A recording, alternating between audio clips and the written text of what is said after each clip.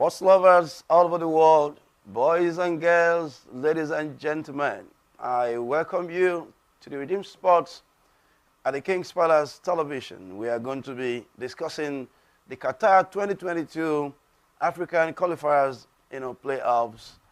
It's going to be really great this weekend because the first legs will be going on in 5 different, countries. With me in the studio is Dimeji Oladile. And Dimeji will be anchoring this with me, and together we want to welcome you to the Redeem Sports at the King's Palace, television. Dimeji, the Qatar World Cup 2022 is special in many ways. One reason is because it's going to be November, December. We've not seen a World Cup at that time. Correct. Of the year before, so that makes it really very, very special. And to have Africans, presenting 5 nations as well, it's not unusual, but it's very spectacular this time because we have quality countries getting ready to qualify. 5 out of 10 in the playoffs that will be going on. Well, I'm not here only with Dimeji. With me are 2 gentlemen who are sports lovers. One of them is a special fan of Manchester United. Amazing lover of soccer in particular, lover of sports in general. Sheikh Ladakwa, welcome to the studio. Thank you, sir. Thanks for having me. And of course, the veteran is always here with us, Redeem Sports. All of the times he was here doing the AFCON analysis. Is a great supporter of the Super Eagles of Nigeria. Tune Alemero, you're welcome. Thank you so much, sir. All right, so we're going to dive into the analysis, straight away. But, before we get into those questions, Dimeji, give me your feel about this weekend. I mean, we have 10 countries left in the African, selection, and we have 5 that will qualify out of the 10. How does it feel, really? I think this is really monumental because to see African nations going at it, to be on the global stage, is amazing, particularly Nigeria versus Ghana. Okay, which most likely we're going to be having a very good discussion about those 2 countries today. But for me, I think the rivalry has always been there, beyond sports, economy, fashion, in music. There's always been this rivalry between Nigeria and Ghana. But to have both of us stand, just one person, one country have a chance to be in the World Cup, to me that's what must watch. And when you look at the array, of players that Africans have all over the world, right now, he actually even puts more pressure on the different countries to then see who will qualify. Now, Qatar they're spending a lot of money to get this going. I think in 2010, when South Africa hosted that World Cup, I think was put about 3.5 billion. But for the Qatar, it's about over 200 billion to put together. It's amazing. So all of this makes this, a very, very spectacular, World Cup to look forward to. The Middle Eastern folks, they like to go large. When they do things, they do it big. And to me, that's one of the reasons why this World Cup is a must-watch. And I'm very proud of the African teams that are actually going to make it because it's going to be an exposure like none other. Absolutely. A new crop of every 4 years is a new, crop of players going into the World Cup. So Absolutely. I'm very excited and pumped up. All right, Dimeji, it's not just you and I here. We have to get our hosts, our guests, going in the conversation. But before we get into that, we'll take this first break. Viewers, go nowhere. We're coming back to dive into taking the questions, the analysis, and then you will hear from our guests and panelists on the show. Just wait right there. We'll be back soon.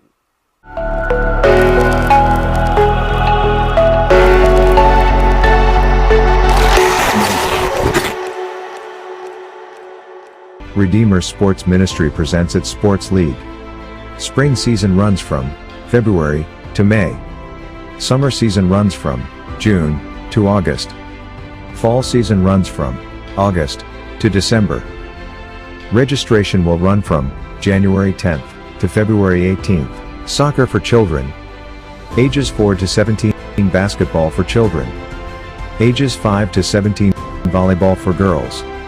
Ages 9 to 17, ping pong for adults only, males and females. The venue is the Redeemed Christian Church of God Sports Arena, 5371 East 5th Street, Katy, Texas 77493. Visit our website at theredeemersports.org. You can also contact us at 832-384-5240 or email us at info@theredeemersports.org for more information. Register today to be a part of this enriching experience. God bless you.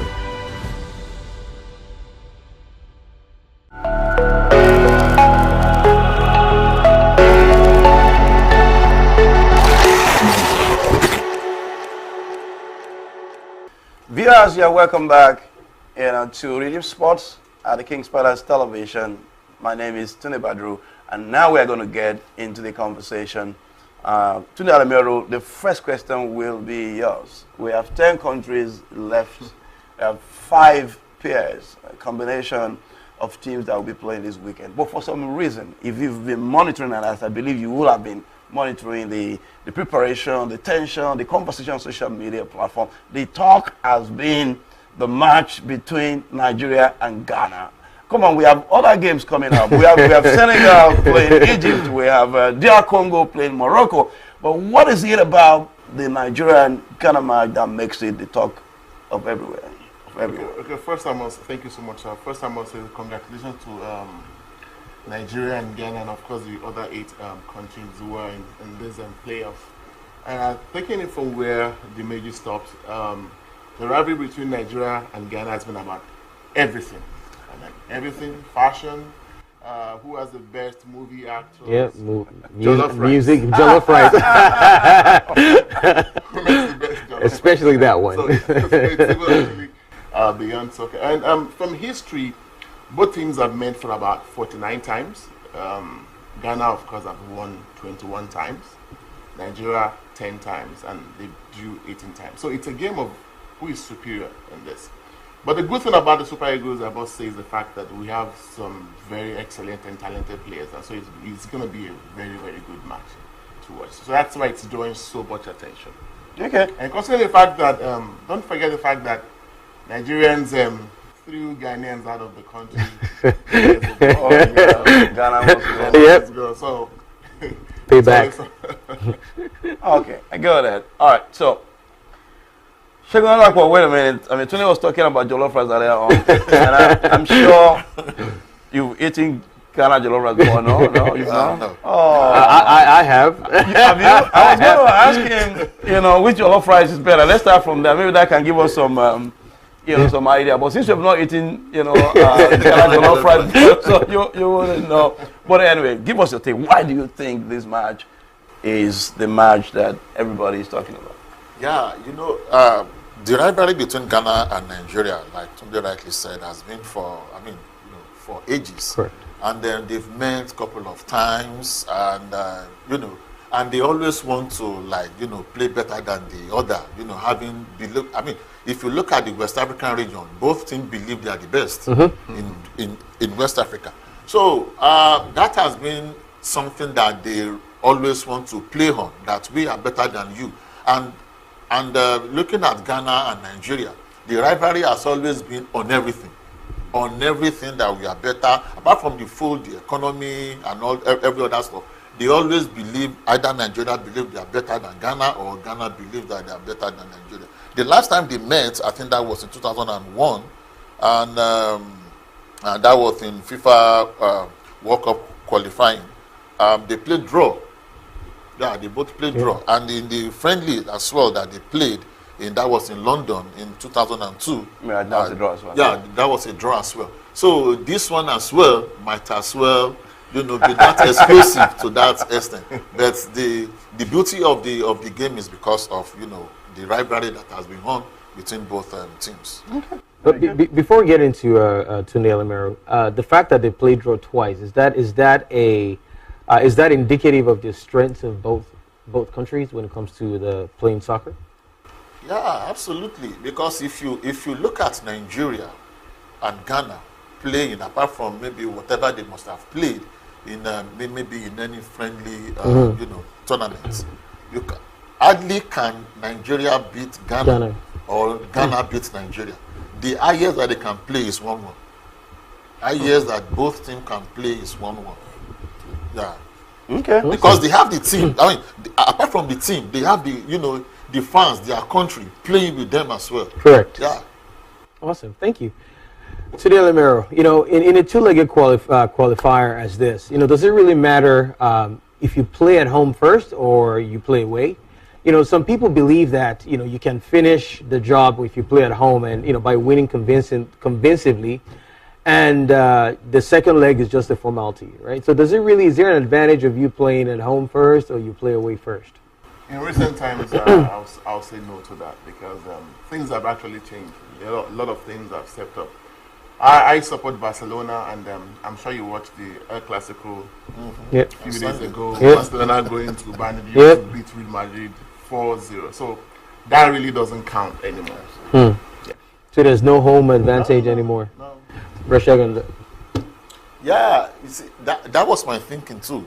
That gone are the days when you think a team can just come to your country and you believe because you are at home you can beat them.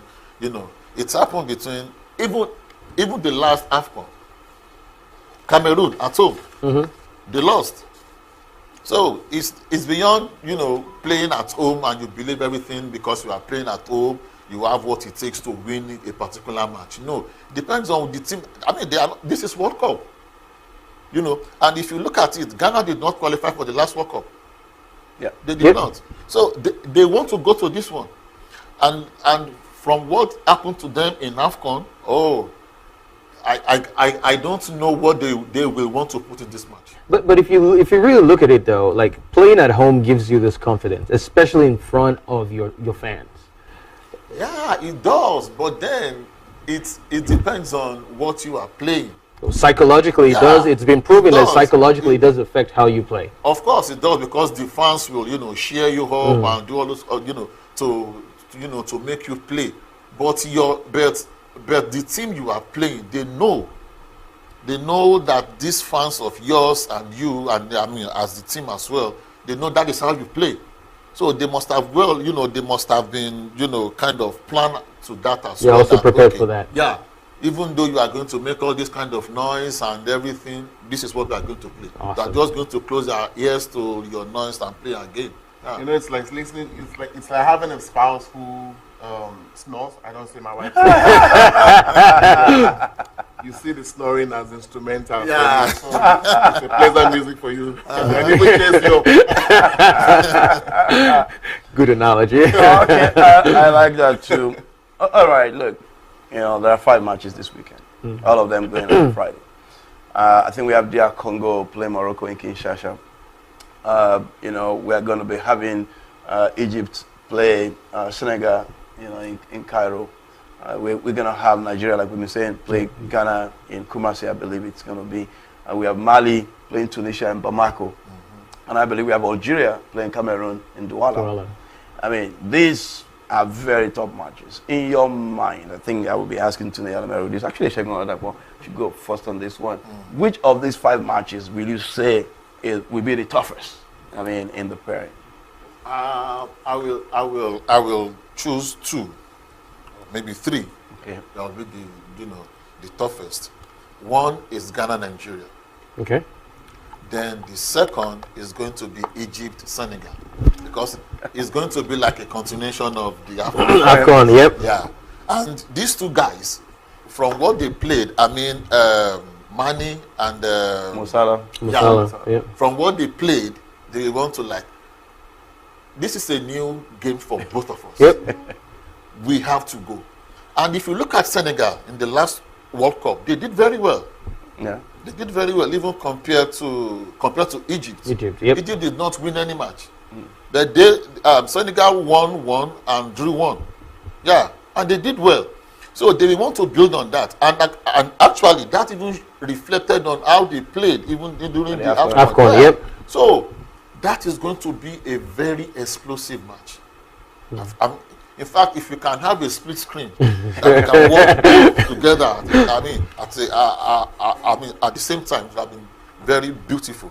Then I think the matches are going on at different times, by the way, so you may be able to see it too. Okay.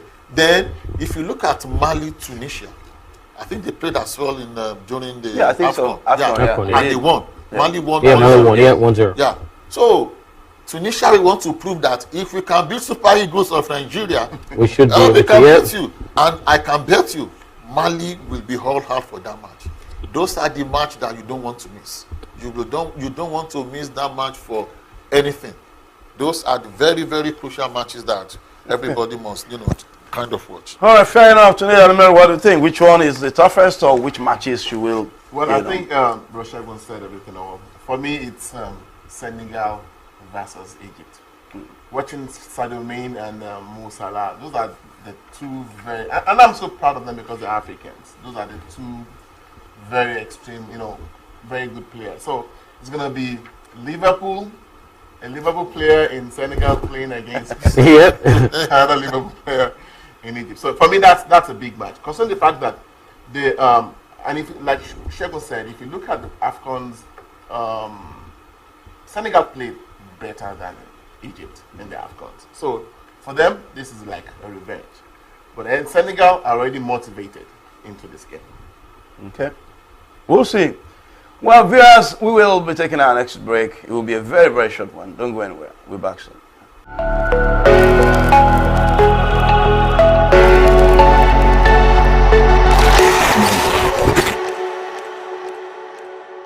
Due to the COVID pandemic, the Maracana Sports Center have been put on hold, but now we are back.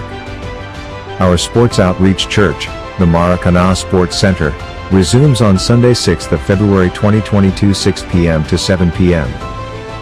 Maracana Sports Center is our sports outreach church reaching out to the community fellowshipping through sports and the Word of God. Sports service holds every Sunday at 6 p.m. on the TKP Sports Arena.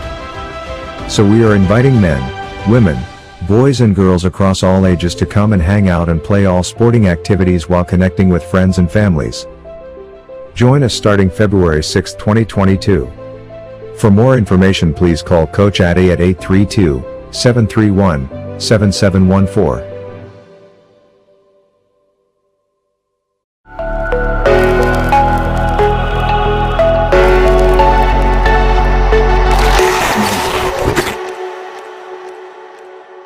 Viewers, I welcome you back to the Redeem Sports at the King's Palace Television. We've been discussing the Qatar 2022 African Qualifier playoffs holding this weekend. It's been wonderful, in the studio. I want to thank once again Shegun Ladakbo and Tune Alimero being here with us, and of course my co-anchor Dimeji, as always. We'll be continuing the conversation around the matches this weekend. Tune Alimero, the next question is yours. In a very dramatic twist, last minute for that matter, the venue for the match between Ghana, and Nigeria moved from Cape Coast, to Baba Yara and Kumasi. As soon as the announcement got, on the social media, the entire nation of Ghana went wild. I mean, I was surprised for a moment until I began to read and study what had happened. Then I found out that Ghana had never lost a World Cup qualifier in Baba Yara, stadium in Kumasi before. As a matter of fact, on their way to 2014, World Cup in Brazil, I believe, they beat Egypt 6-1. For the Ghanaians, Baba Yara Stadium in Kumasi is a fortress, a stronghold, is a slaughterhouse, they said. Yep. Now, my question is, will this be something that the Super Eagles of Nigeria should worry about, or is it just an empty noise? What do you think? For me, it's an empty noise. They're probably still living in the past. That's the truth. The only thing that can be of a worry to Super Eagles is the fact that if they get into that stadium and they are not allowed to go in with their supporters club with the trumpets, they only need to hear the sound of the trumpet. Take them anywhere, and the victory all day. Very good. Do you think the same way, Shegun, or do you think? If you look at that stadium, it is not a stadium that is of international standard. They know. The Ghanaians FA know. That's why they are like, okay, I know they have good professionals. Let us take them there.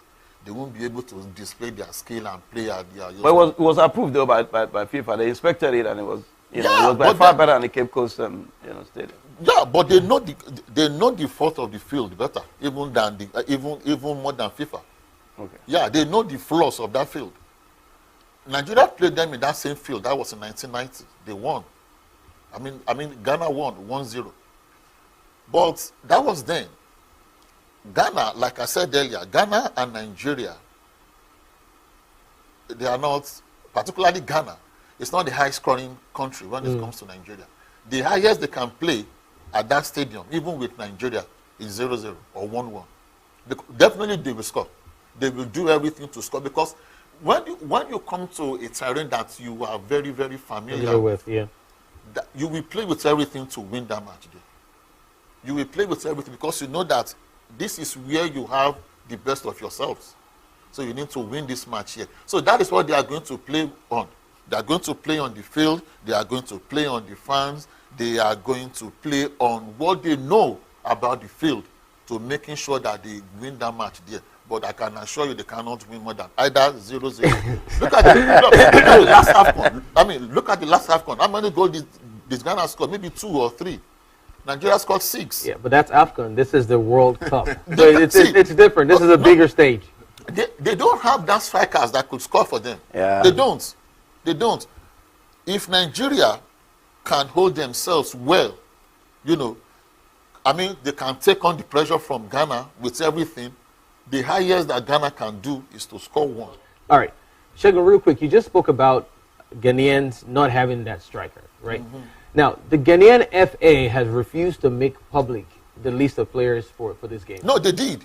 Yeah, only yesterday. Yeah, for a very long time, they refused to bring in that. Only yesterday. And the reason is because the players now started arriving, in Ghana, and journalists were after them. So they're now, you are here, so you must be on the list. Exactly. And they had no choice than to then release. And that caused an uproar in Ghana until, the list was released. It's common practice that countries will release the names of players and those are reasons. Yeah, that was exactly what I was trying to explain, that they want to play to everything to win. Because they know that this match is, even look at the coach that they brought in last minute. This guy was just a scout. It's not really, a coach. Yeah. So they really want to play with everything to win this match. But in this case, I will not be surprised even if you see that president there. but in this case, what sense does it make for them previously holding back the list of, players? Yeah, football. They always believe that maybe your opponent will have known your players very well, know how they play, and then kind of, plan your strategy. And even fans know how players play. Of course, fine. It doesn't make any sense if you look at it. Hiding your player's name, to the public and everything. Either you hide, either you publish. They will play, and that doesn't prevent you from being from being whooped. Sunil, what do you think? For me, the fact is that Ghana brought their best team to AFCON. So if they're going to make any changes, maybe just 1 or 2. I was surprised when initially we heard that Kenneth Omero had an injury. They were actually celebrating. In fact, they celebrated Wilfred in the gym. They said, okay, now go and replace Wilfred with I saw that. This guy in Charles was named Ngolo. Yeah. So, like Shegun said, they probably want to do they need everything to win. But we also have stars now. Like Victor Osimhen been looked at from Chelsea, from Man U. I'm sure in their camp there's a lot of confusion. Okay.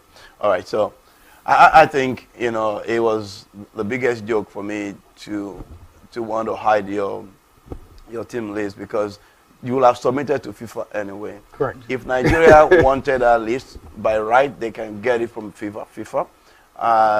By the way, the fellow who bought the ticket for the players. Because somebody bought a ticket. I mean, but anyhow, now we know. Now we know the players that Ghana will be parading. I think let's go out of Ghana and Nigeria match for a moment and talk about another big match, which is the match between Senegal and Egypt. And I think Shegun mentioned that a bit earlier on. Senegal beat Egypt on penalty shootout during the AFCON. Now, for some reason, they are back together again just in 2 months. Now, Senegal went wild in joy and celebration. Man, I was very happy for them. Yep. Winning for the first time in many years. They came close many times, but then they won. That joy and celebration is still going on in Senegal. Now, will that be a motivation going to this match? Or the fight to want to revenge by Egypt? Will that be a stronger factor to determine who then wins? For me, the joy of that celebration for Senegal, it's a big motivation for them. And look, they're going to win. They're going to beat Egypt again. Okay. Yeah, that's for me. Okay, what do you think? No, it's not easy for Senegal to beat Egypt at all. Yeah, because Egypt will, they will not want that to be repeated. Even at their backyard, for Senegal to come and beat them at home in less than how many months? No, they will not allow that. Though they will put in their best, definitely, they will put in their best. But I know they don't have what it takes to qualify at the end of the day. They are going to put in their best. They are going to play they are going to play with everything as well. I mean, Egypt, they will play with everything to win this match at home. And they will definitely win. They will win. They will win at home. But going back to Senegal, it is going to be a pound for pound and a flesh for flesh. Yeah. I'll be interested to see what your predictions are at the end of this analysis. Back to you, Shegun. Really, Sadio Mane and Mo Salah one of them will miss the World Cup, unfortunately. Definitely. Yeah, one of them will miss the World Cup. And these are two great players. Now, going by recent happenings in their clubs and in their recent national teams, who do you consider more desperate? Like, I have to take my country and my team to the World Cup. I mean, these are two world top-notch players. I know the pressure will be more on Mo Salah compared to Sadio Mane. And why is the that? reason is because Sadio Mane just, played and won the Nations Cup. Yep. Even if they didn't go for the World Cup, at least they will, this guy has tried for us with the Nations Cup. We have not had this Nations Cup before, and this guy has done that. But they will want to play also on the success that they had during the last World Cup. And even this just concluded Nations Cup. And if you look at this Senegal team, I think they have a point to prove to the world. So Mane as well, we want to go that this World Cup, let me go and tell the world that Senegal has come and has come to stay. They are really playing well. They are playing well. They are, in fact, if you look at the last AFCON, particularly the final, the way they held Mo Salah. I was surprised. I was surprised that these boys could held this guy like this, like they pocket this guy. He could not play. Salah in any day will have find any way to score, cost a penalty. But he couldn't. So the pressure will be on both players really, but more on Mo Salah. More Mo Salah. Yeah. Tunde Elimero. It's often said that it's really difficult to get to the top. Now, it's even more difficult staying at the top. Who do you think will be more desperate? Are you saying that Sadio Mane will be more desperate to stay at the top, or Mo Salah will want to keep out? Even from the Nations Cup, you could see the desperation of Mo Salah, to be honest. And I really would have loved to see Mohamed Salah at the World Cup. He's more like the Messi of Africa. Okay. That's the truth. But unfortunately, but he will be really more desperate. Yeah. Okay, well, again, we'll take our next break. It will be very short. Viewers, boys and girls, ladies and gentlemen, go nowhere because we are coming back soon to continue our conversation, our discussion on the Qatar 2022 African Qualifier playoff going on this week. See you soon.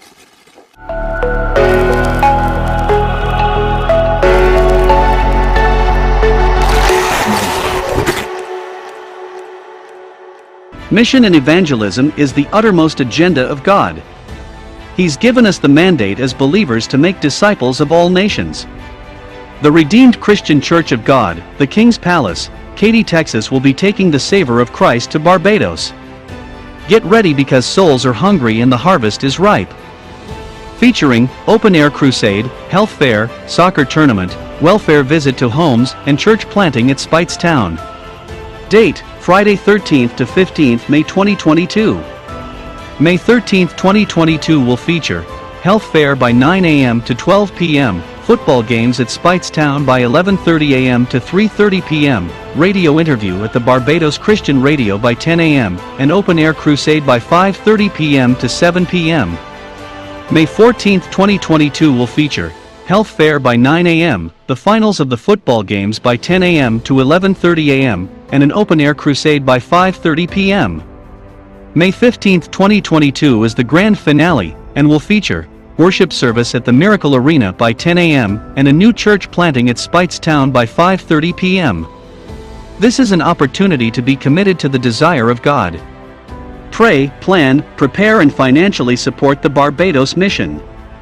For more information, visit www.rccgthekingspalace.org.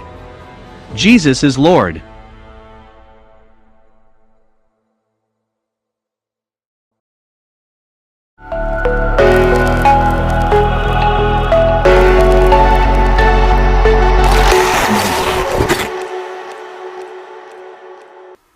Welcome back to the Redeemed Sports at Kings Palace TV, where we've been talking about the Qatar 2020 World Cup qualifiers. It has been an amazing time just discussing with this man in the studio. Tunde, I know that you are a very, very avid fan of coaches and how they impact players or even the outcome of matches. So I'll defer these questions to you because that's your sweet spot. Yeah, of course. I mean, and it's been amazing what has happened, particularly to the Nigerian Super Eagles team as well as the Black Stars of Ghana's team. They both changed personnel right about the same time.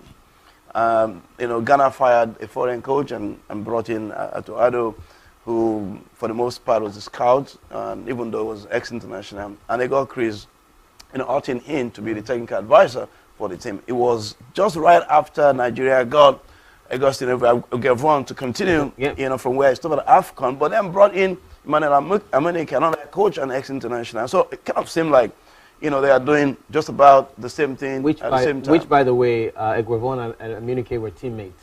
They were. Yeah. They were. Now, I think the question should be, look, which coaching personnel, Tunde Almero, do you think will be more ready for this game? Which coaching personnel do you think has what it takes, to go into this match? Will that be the combination of Austin Gavron and Amunike on one side, or Ado and Chris Hutton on the other side for Ghana? What do you think? Well, for me, Ado and Chris Hutton will need some little time to gel. But for Emmanuel Amunike and Austin Gavron, they were former teammates. And to some extent, I think Gavron knows these players now, at least to some extent. Yeah. And talking about Amunike, this is a guy who has actually an ex-Barcelona player who has actually done so well. He was, and I think some years ago, he qualified Tanzania for their Nations Cup. 39 years. And he's one player who actually won the FIFA 2015 Under-17 for Nigeria. So I think, for me, it's going to be Gavron and Amunike. Okay, so I know you've been talking about, Ghana and how they're approaching this game, not just looking at it from the field, but watching Nigeria and trying to put, some counter actions to whatever Nigeria is doing.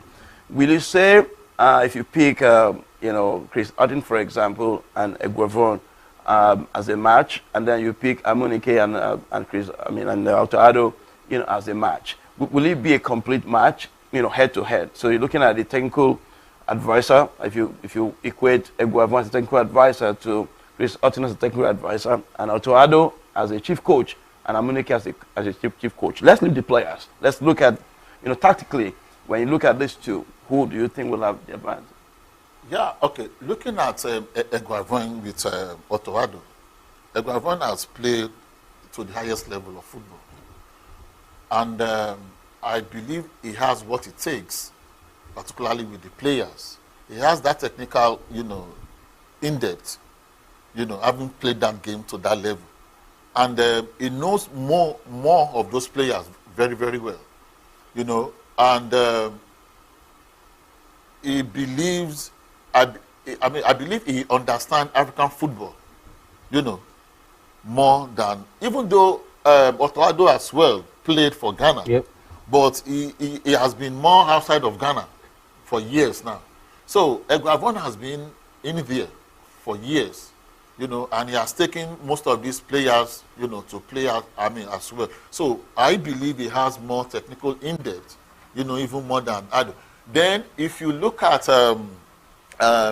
Amunike to this Chris Otto. Chris Otto actually, will be the head-to-head with Eguavoin because Chris Otto, Chris Otto is ahead of Ado. He will be more of the coach than the he will be the technical advisor for Ghana. Yeah, even though he cannot really do much now, but later he can.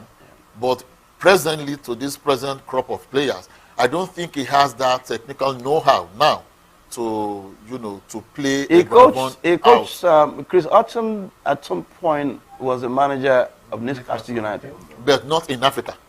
That's true. Yeah, but not in Africa. Yeah, I know you guys. Yeah, but not in Africa. See, they know what they want to play. They know what. Yeah, apart from what they want to tell the players to play, they know what they want to play. Yeah, so there is something like a mind game. And that was what Ghana was trying to do by trying to hide their players, taking the match to, they want to play this mind game and try to play you out of it. At times when, I don't even like, I've played this, we've tried this, then I'm tired. No, because there's a way you can play a mind game and try to win a mind game. Yeah, that is what they are trying to do. All these changes cannot, make them to outsmart Nigerian crop of technical crew. I believe. And I think this is a plus for African teams. That's true. Honestly, because the same Mohamed Salah who couldn't do much during AFCON, is back in Liverpool. Again. Look at Ehanacho. Look at what's his name, Victor. It's like. Yeah. So and look at that Senegal coach. He has played. He has played with Senegal. He has been consistent with the team. And look at the kind of players that they produce. I even think the success of Cisse had actually given a lot of opportunities to more indigenous coaches. Because right after AFCON, you observe that most of the countries are now beginning to have indigenous coaches. Even Cameroon, I think Cameroon brought Song in. So, what I'm hearing is that the coaching crew of Nigeria seems like more ready and prepared for the game than the Ghanaian coaching crew. And to your point, in the last analysis that we had in the studios, we talked about, when Coach Adi was here, we talked about indigenous coaches versus foreign coaches, and seeing the transition of from having a lot of foreign coaches to start coaching to local coaches, indigenous coaches, coaching African teams, and seeing the success that they've gotten. I think that will be actually taken over to the World Cup. Absolutely. Okay, so now you guys think the coaching crew of Nigeria is more prepared for this game. Now, what do you think they will do, not having a Wilfred Ndidi coming in because he was injured just recently? Yes, I know that Coach Eguavoin had called in last minute Innocent Bonke of Lorient to replace Ndidi. I think in the team ahead of that injury was Frank Onyeka as well. Now, Innocent Bonke, a great all-in midfielder. Frank Onyeka could deliver as well, but I don't think any of these two will effectively replace Ndidi. Should that be something the Nigeria coaching crew should worry about? But only yesterday also, the goalkeeper, Maduka Okoye, Ailani was sick, or he's sick or something. I mean, the details weren't even provided. It wasn't like an injury; it was just an illness or something. So you're not going to have the first choice goalkeeper. You're not going to have the first choice holding midfielder. shouldn't that be some serious headache for the Nigerian coaching crew? Well, I think what will be more of a headache for them is selection, because anyone who has an opportunity to play for Nigeria will actually want to prove something. So even Wilfred being out, I hope he's able to get his spot back when he comes back. So I don't think it's going to be much of a problem for them with the new players they have. They have, as in, very good players at the moment, and I'm so proud about that. It has to do with selection. And I just hope Amunike and everyone can stay focused on this, because I see all the ex-international CSR say, no, this guy is better in this position. Yeah. So I just hope they can actually stay focused on what they want. Yeah, the pressure will definitely be more on Nigeria, no doubt. Yep. No doubt. And this coach, this keeper from Enyimba, I've forgotten his name now, that they brought into John Noble. Yeah, John Noble. Yeah, exactly. Noble.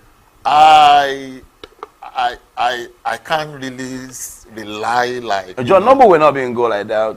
You know, I think just to make up the the 3 goalkeepers that you need in camp. Yeah, but then I don't doubt the fact that Nigeria will still do well even without Ndidi. Yeah, but it depends on what they want to play. Like Ghana will definitely come on how to play.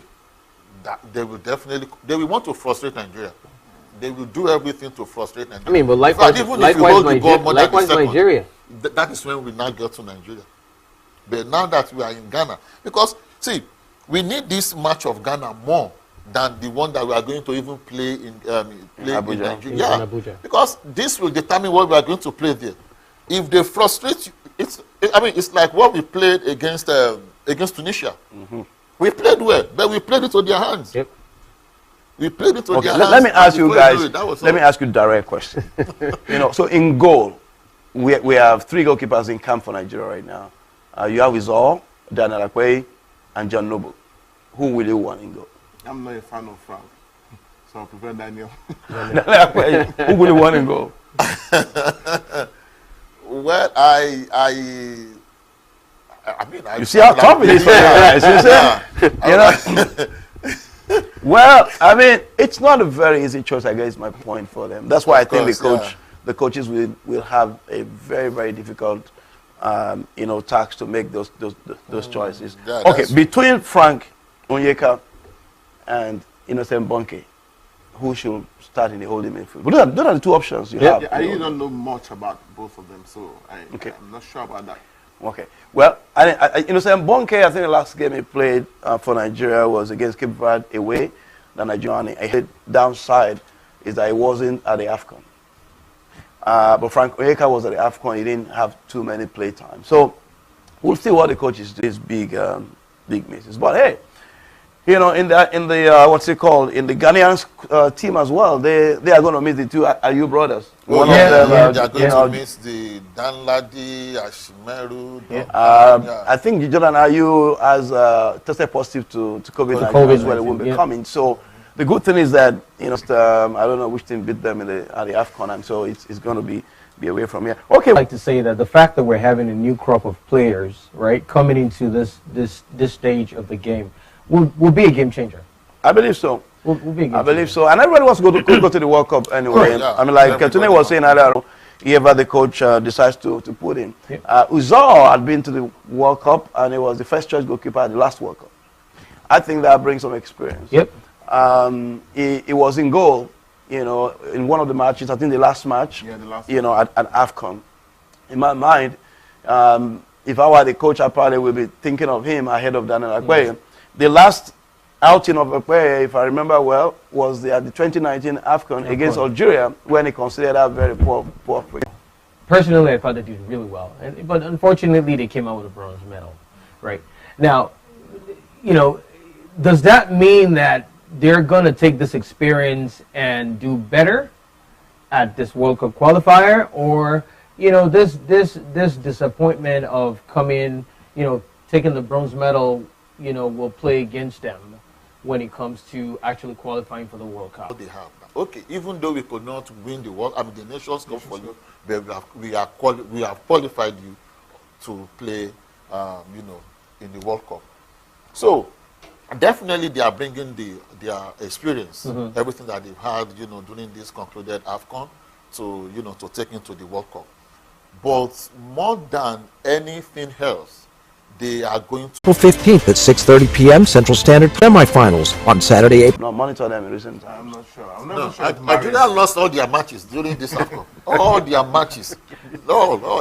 In fact, I think it's underrated, you know, country even beat Algeria. Yeah, so I'm not writing any country off, you know, when it comes to football. But when you look at what some of these countries has played in recent times, I believe much. Round of our conversation, please go nowhere, because the final round of discussion will be very, very, very interesting. You don't want to... Something big is about to happen, coming from Katy, Texas, to you and your families all over the world. The Redeemed Christian Church of God, the King's Palace, Katy, Texas, is 16. We invite you and your household to join us for the celebration of the 16th year anniversary of the Redeemed Christian Church of God, the King's Palace, Katy, Texas. Theme, Redemption.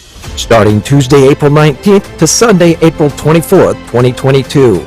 Come and experience fun and divine encounter in church in a way you have never seen before. The pre-anniversary events begin with the Anniversary Annual Sport Competition Outreach. Preliminary Anniversary Sports Heat on Friday, April 15th at 6:30 p.m. Central Standard Time. Anniversary Sports Heat Semifinals on Saturday, April 16th at 4 p.m. Central Standard Time. And the Anniversary Sports Semifinals on Sunday, April 17th at 6 p.m. Central Standard Time. Main anniversary events commence with For the Crown Annual Interhouse Competition in Music, Academia, Creative, and Theater Arts from Tuesday the 19th to Thursday the 21st of April, 2022. 6:30 p.m. Central Standard Time daily, featuring short skits, animation, comics, spoken words, choreography, reading challenge, singing, playing instruments, live academic competition in math, English, current affairs, and much more for children and teenagers. Friday, April 22nd will feature the Anniversary Praise Night with special ministrations from the RCCG Kingdom Voices, the Kingdom Light Choir, the Kingdom Seed Choir, the prestigious The King's Palace Music Academy, and other anointed music ministers of God. Event starts at 9 p.m. Central Standard Time. Saturday, April 23rd is a day of fun-filled outreach events for the whole family, featuring community mega outreach with CDC-regulated social distancing and COVID-19 precautions, such as food distribution to the community. The second, health and wellness promotion outreach. And third, virtual immigration consultation outreach via Zoom. Then followed by the grand finale of the Inter-House Sports Competition, Parade, aimed at 10 a.m., Hour of Power, and 10 a.m. to 11:30 a.m., From Glory to Glory. Host pastors, Pastors Tunde and Shadi Badaru. Venue, the Redeemed Christian Church of God, the King's Palace, Katy, Texas campus, 5371 East 5th Street, Katy, Texas, 77493. All events will be streamed live on the King Africa, and with reasons. You know, what do you think? Who do you think will qualify from the group stages, and which one will likely get to the round of 16 and to the semifinals? And you know, You never know. Maybe when possibly, yeah, I was going to say that. Possibly but with the cup. I believe Senegal will do well.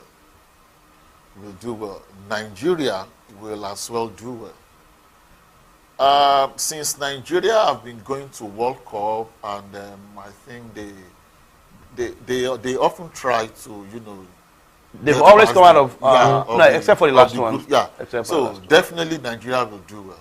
Senegal too will do well because they did well during the last, World Cup. Cameroon will try, but I will want to see what they play, because that is what they are taking to, to the World Cup.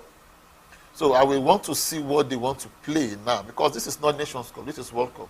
So I will want to see what they are going to play now, but Nigeria, Senegal.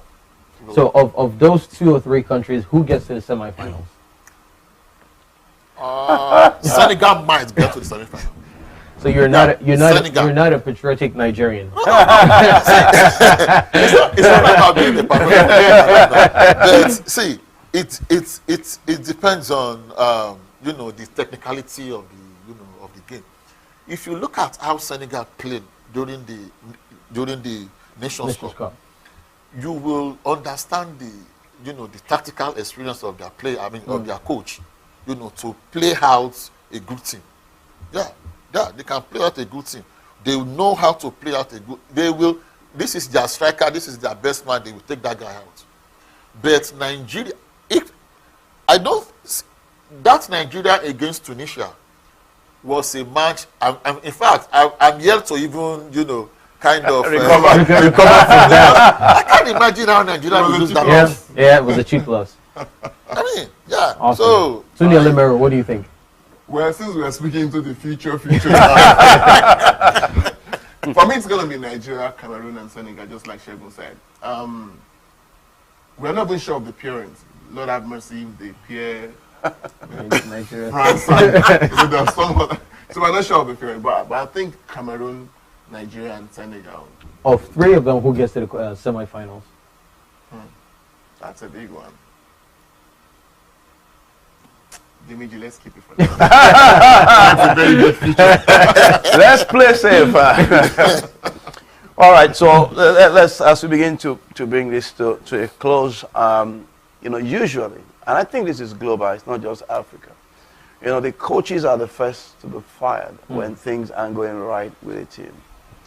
And so both Ghana and Nigeria, they're having, new coaches, indigenous coaches. And certainly one of them will not go to the World Cup. If Nigeria doesn't qualify, should Nigerian Federation fire Egwevoin and Emunike? Should Ghana fail to qualify? Should the GFA, the Ghanaian Federation, fire Autoado and Chris Otten? What do you think? Well, for Ghana, I'm not so sure about Autoado. His technical ability, I don't know, but at least I know of Chris Houghton. He's coached Newcastle, I think, and Albion at some point. So I'll play safe with Ghana. But for Nigeria, they should just let Amunike and Agwebo. For crying out loud, General had like 4 to 5 years with the team, so they should let them just go. And it's just, I wouldn't say it's unfortunate that they just go in and they have to face Nations Cup and World Cup, so they don't really have time to work with these guys, but they should let them be. I will not advise that they sack any of their coaches if they, if either of them, fail to go to the World Cup, because the Nations Cup is already here. Yeah.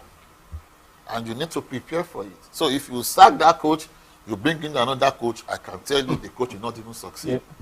It will be, the same old. And so, for continuity's sake, for consistency's sake, and for you to get the best out of your players. Because if you are planning, maybe you are planning to either win the Nations Cup, qualify for the World Cup, or doing your country well, football-wise, it's better to keep the coach to continue with that same team. And, when you progress like that, definitely you will get somewhere at the end of it. And I think Shegun is speaking from experience, based on what's happening to Man U. Alex Ferguson. Oh, don't go there. Well, I think the very, very fine. Thank you, guys. I mean, it's been a great time together. I think we should go for the very, very final question to bring this to a close. It's never the easiest of questions. I'm going to go for the pairing and request that you predict the scorelines for each of the matches. I will call them one by one, you tell me, and then, So, I think let me start. I'll start with Tony Alimero as well. All right, DR Congo versus Morocco in Kinshasa, 15 hours local time, Friday, the 25th of March. Scoreline. 1-0, Morocco. Morocco will beat DR Congo at home? Yeah. What do you say? DR Congo 2, Morocco 1. There is no way Morocco will beat DR Congo at home. Those guys, their energy, they used to play at Congo to beat them in their home. Then I don't know if so I think your prediction is the shocking one. There must be a reason for it. So why do you think DR Congo will lose at home? I used to be like that, the same way Shegun is thinking. I used to be like that. I would be at home, nothing can happen. No, but football has changed. It has really, really changed.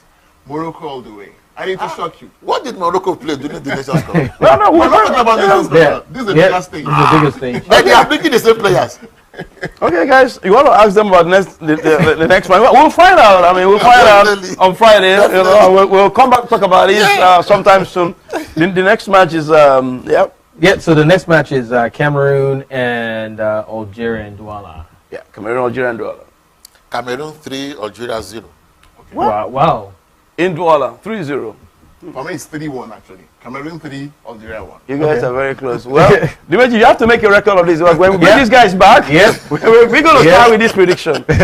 All right, Mali versus Tunisia in Bamako. Tunisia. 1-1. Okay. Mali, Tunisia. Mali 2, Tunisia 0. Okay. Shago is all for home advantage, which is that's fine. All right. I think the next one is. I would love to do the honors here. Yeah. Ghana, Nigeria, Kumasi. Since this is about records, it's about superiority. For the first time, Ghana 0, Nigeria 2. I'm Victor Seaman. Watch out. Okay. Bold prediction. Ghana 0, Nigeria 0. Or Ghana 1, Nigeria 1. No, Shago, we have to pin it down to 1. 1-1. It's a draw. Okay, 1-1. So you still maintain that none of them have ever beaten anyone by a margin of 2? You can't beat those guys at home. It's not possible. We'll start the next analysis with that. Okay. We've noted it. Yeah. I think the one match we've not covered is Egypt versus Senegal in Cairo. Well, I think that is going to be a draw. 1-1 draw. Yeah, I'm looking at 0-0 actually.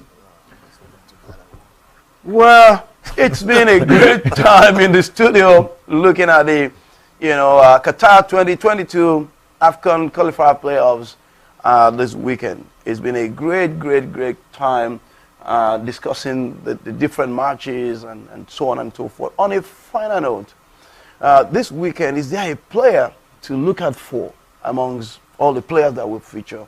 Maybe one or two players that you think will make the big difference in all the 5 matches that we're going to see before we draw the curtain and say bye-bye on this edition of Redeem Sports. Is that a player we're to look out for? Yeah, I know that during Nations Cup we're even talking about Moses Simon, but one Nigerian player is going haywire now. He's really getting very viral, and that's Victor Osimhen. Yeah. Oh yeah, that's true. Yeah, I agree with that. You agree with that? Okay. And Tunde, before we wrap this up, as usual, I believe there are always life lessons to be learned. Yes. Now, so as we head into this group stages where we have all those countries playing each other, what advice do you have to you're a life coach as well? What advice do you have to viewers out there or people that are competing at any level at work? You're competing at work, you're competing sports or whatever it is. What advice do you have for people that possibly might lose at a certain stage in their lives, or people that will win? I think there are 2-3 lessons. The very first one is the fact that it's not over until it's over. So we have 10 people. You can see them still fighting. When they qualify to this point, it looks like, wow, we're almost there. But now is when you have to really be present. So in anything you do in life, you never put a stop. You don't go to bed until the job is done and fully, thoroughly, completely done. Of course, if you then win or lose in life, it's the response that you have to losing or winning that actually determine whether you are a true winner or a true loser. Because the loss of today should actually prepare you for the victory of tomorrow. So regardless of where you are and what has happened to you in life, for as long as you are breathing, victory is always ahead. Now, if you sit down sucking on the loss of today, then you are the true loser. But when you jump up of the loss today, then very soon you are winning again.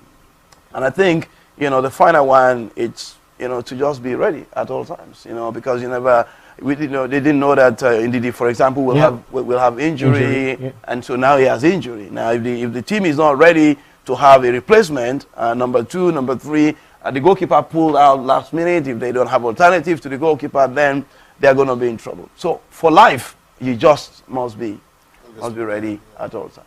Thank you. All right, viewers, thank you very much for being with us on this edition of Redeem Sports at the KingsPalace TV. Now, before you go, don't go just yet. Make sure you subscribe to our YouTube channel. Just pin that notification button as well. Share and like. Until we come your way very soon again, it's Redeem Sports from the King's Palace TV. My name is Tune Badru, and being with me in the studio, Dimitri Aladili. and then our guest, of course, and Tune Alamaro. Thank you so very much. We are grateful that you're able to make it to the studio. Thank you. Good. Thanks for coming. Viewers, see you soon again. Until then, keep cheering your team.